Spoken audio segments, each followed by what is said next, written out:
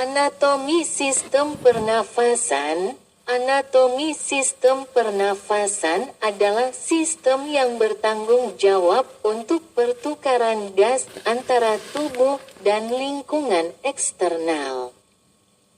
Khususnya oksigen, O2, dan karbon dioksida, CO2.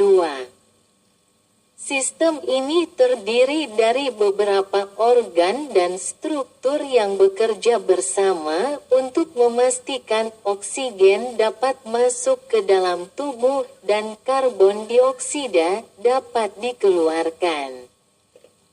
Berikut adalah penjelasan rinci mengenai anatomi sistem pernafasan. 1. Struktur utama dalam sistem pernafasan. Sistem pernafasan terdiri dari dua bagian utama.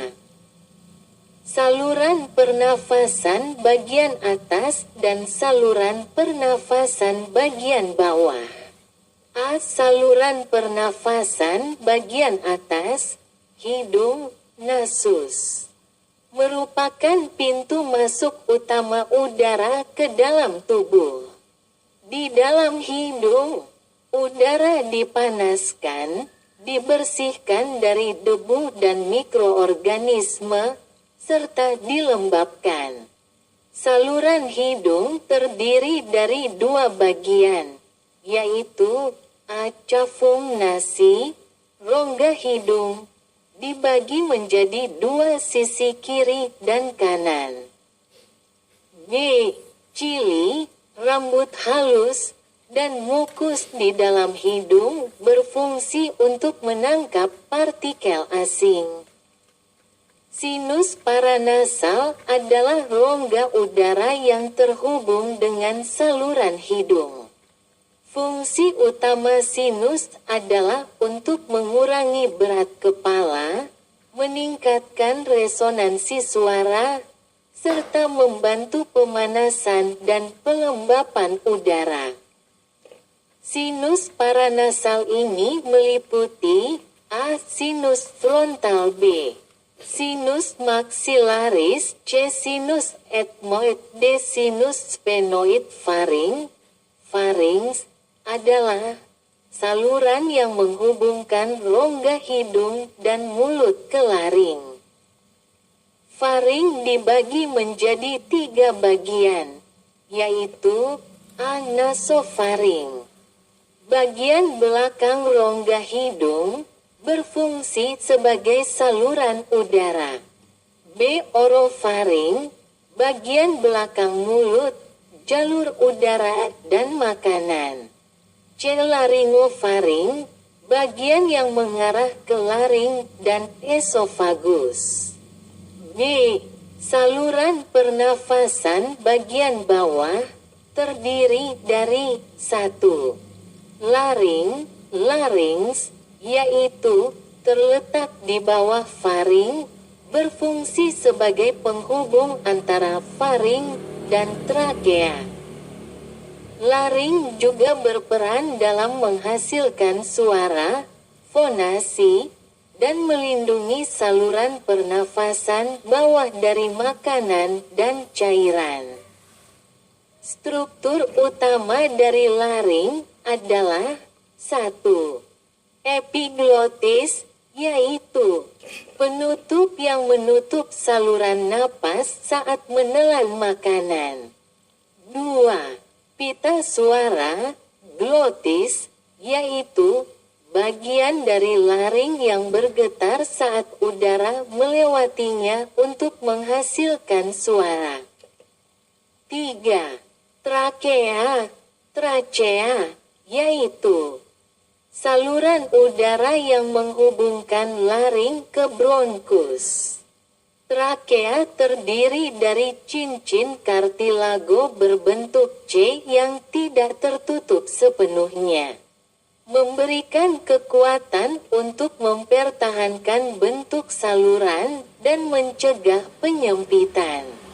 Trakea bercabang menjadi 2 bronkus utama. 4. Bronki, yaitu trakea Trakea bercabang menjadi dua bronkus utama kiri dan kanan yang membawa udara ke paru-paru.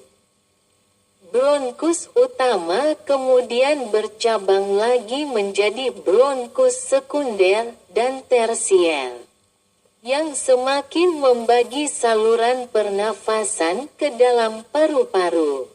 Struktur bronkus mirip dengan trakea, namun semakin kecil cabang-cabangnya. 5. Bronkiolus, yaitu cabang terkecil dari bronkus yang berfungsi membawa udara ke bagian dalam paru-paru. Bronkiolus tidak memiliki tulang rawan, tetapi dilapisi oleh otot polos yang dapat mengatur diameter saluran. 2. Paru-paru, lungs. Paru-paru adalah organ utama dalam sistem pernafasan yang bertugas untuk pertukaran gas. Terdiri dari dua paru-paru yang terletak di rongga dada, toraks.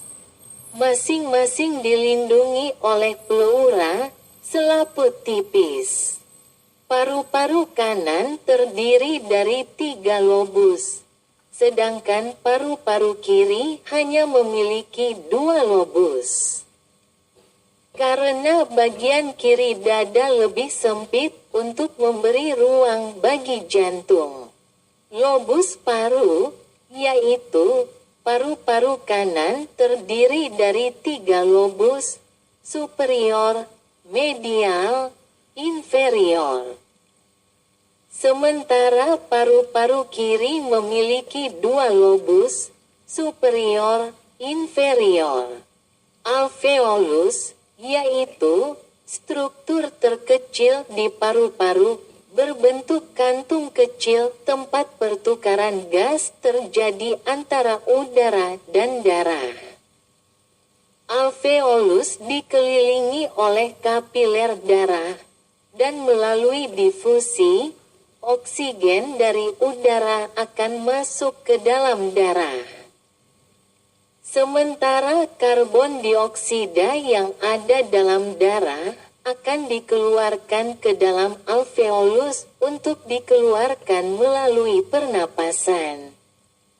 Interstitium paru, yaitu ruang antar alveolus dan jaringan paru yang berfungsi untuk mendukung pertukaran gas dan menjaga struktur paru-paru. 3. Mekanisme pernapasan.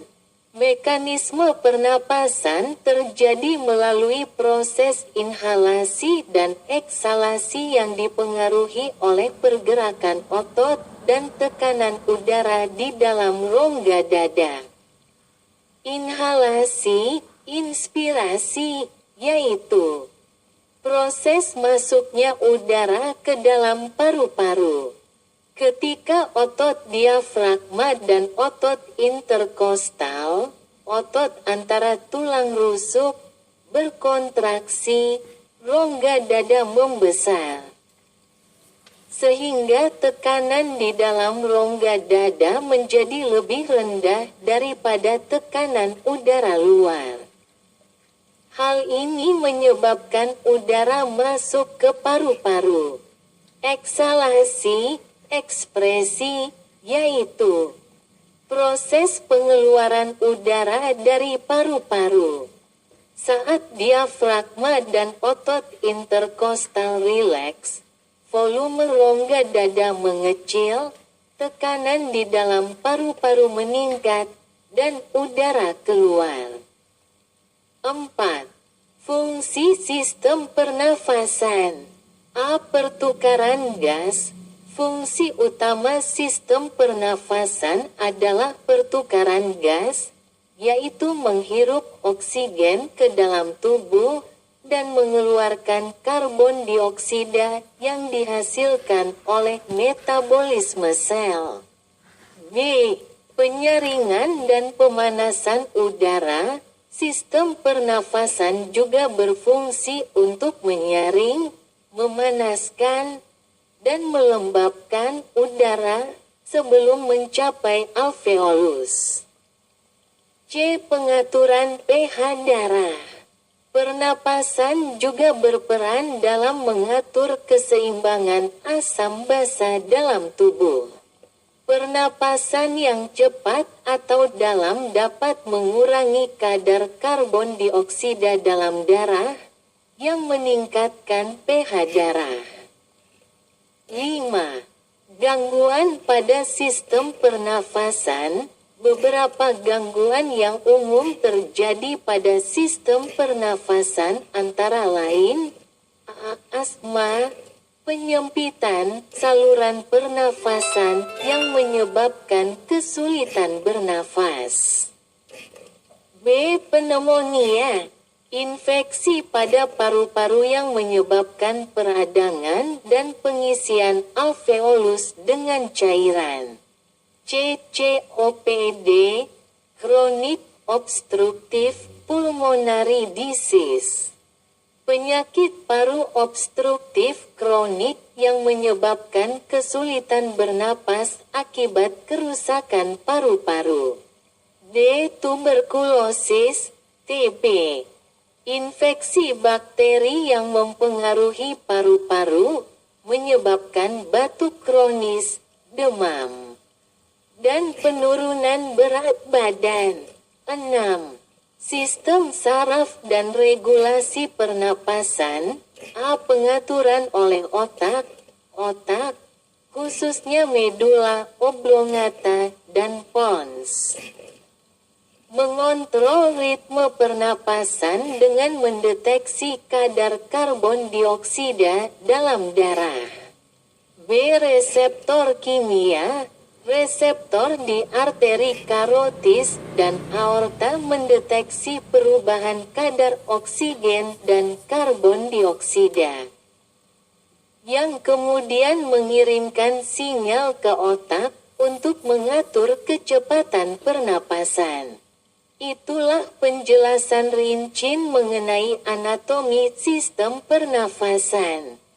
Sistem ini sangat penting dalam memastikan tubuh menerima oksigen yang diperlukan untuk metabolisme sel dan mengeluarkan limbah gas karbon dioksida.